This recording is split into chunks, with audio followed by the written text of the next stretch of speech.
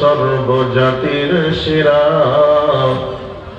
সেই মুসলিম ছিল কোরআন হাদিস দিয়ে ঘেরা।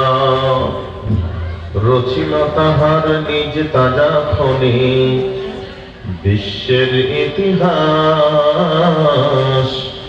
সেই মুসলিম আজ বিশ্বের কাছে হইয়াছে পরিহাস।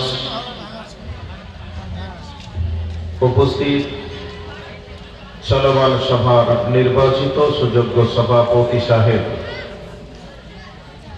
উপস্থিত উলামায়ে কেরাম, সামনে বসে থাকা ইসলাম পিপাসিত শ্রোতা মণ্ডলী, পর্দার অন্তরালে অবস্থানরত আমার জনমের জাতি মা ও বোনেরা, প্রশংসা আল্লাহ পাকের। সংক্ষিপ্ত ভাষায় প্রশংসা আদায় করি, সকলে বলি আলহামদুলিল্লাহ।